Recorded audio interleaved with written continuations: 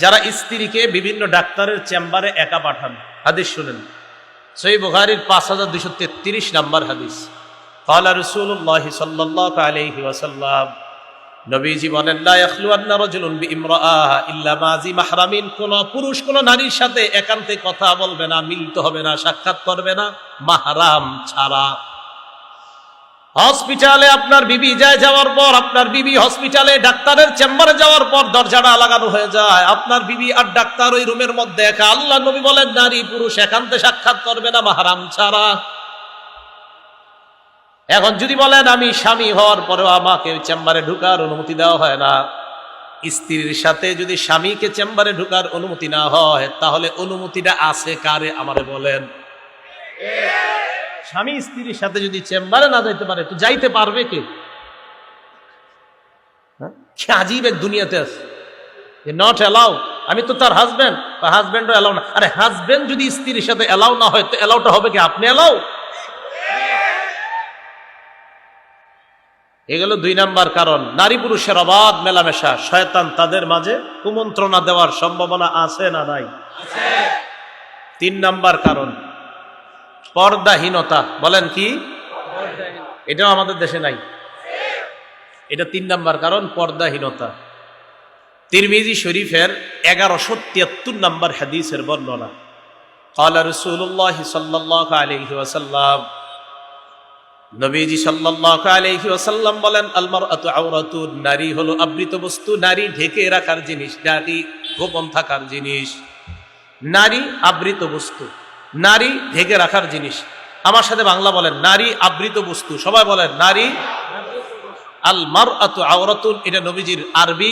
এই হাদিসটা রাসূল সাল্লাল্লাহু আলাইহি সাল্লামের ভাষা এটা। আল মারআতু আওরা, বাংলাটা হলো নারী আবৃত বস্তু। বলেন তো সবাই বাংলাটা কি? ফাইদা খরাজাত, এই আবৃত বস্তুটা যখন প্রকাশ্যে বের হয়, ইস্তাশরাফাহা শাইতান, শয়তান তখন এই নারীটাকে অন্য পুরুষের চোখে মোহনীয় হিসাবে উপস্থাপন করে দেয়। কোন নারী, তিনি আবৃত বস্তু, তিনি সম্মানী জিনিস। নারী একজন সম্মানিত, নারী ঢেকে রাখার জিনিস। এই সম্মানিত মানুষটা যখন খোলামেলা রাস্তায় বের হয়, তখন তাকে অন্য পুরুষের সামনে শয়তান আকর্ষণীয় ভঙ্গিতে উপস্থাপন করে দেয়। পর্দাহীনতা 3 নাম্বার কারণ। এই কারণ মানে আমাদের যুবক যুবতী তারা নষ্ট হওয়ার 3 নাম্বার কারণ, যদি হয়ে যায় আর কি, না হইলে তো আলহামদুলিল্লাহ ভালো। নারী পুরুষের অবাধ মেলামেশা। বলেন কি বললাম? এটা আমাদের বাংলাদেশে না থাকলেও পৃথিবীতে আছে। নারী পুরুষের অবাধ মেলামেশা আমাদের দেশে না থাকলেও পৃথিবীতে আছে। আছে আমাদের দেশে, তাতে এই দেশেও তো এই বয়ান তো এই দেশের জন্য ফিট হয়ে যাচ্ছে। তাহলে সহিহ বুখারীর বর্ণনা 5232 নম্বর হাদিসের বর্ণনা। ক্বালা রাসূলুল্লাহ সাল্লাল্লাহু আলাইহি ওয়াসাল্লাম, নবীজি বলেন, ইয়াকুম আদ-দুখুল আলান নিসা,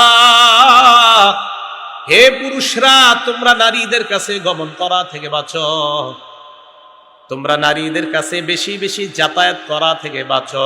ফাকালা রাজুলুম মিনাল আনসার, এক আনসারী যুবক দাঁড়ায় কয়, আফারাআইতাল হাম্মা ইয়া রাসূলুল্লাহ, হুজুর দেবরের ব্যাপারে আপনি কি বলবেন? দেবর চিনেননি? কারে কয়? স্বামীর 25 বছরের ছোট ভাইকে। কাকে? 25 বছরের ভাইয়ের বয়স 25, ছোট ভাই তো সমস্যা নাই, তোর ভাইরে নিয়ে ফার্মেসিতে যা, আর ছোট ভাই তো তোমার, যাও হরে নিয়ে যাও, বয়স 25। সাহাবী দাঁড়িয়ে বললেন, আফারাআইতাল হাম্মা ইয়া রাসূলুল্লাহ, হুজুর দেবরের ব্যাপারে আপনি কি বলবেন? নবীজি বললেন, আল হাম্মু আল মাউত, দেবর হলো মৃত্যু। জোরে বলেন, দেবর মৃত্যু। বলেন, দেবর মৃত্যু। এবার আসেন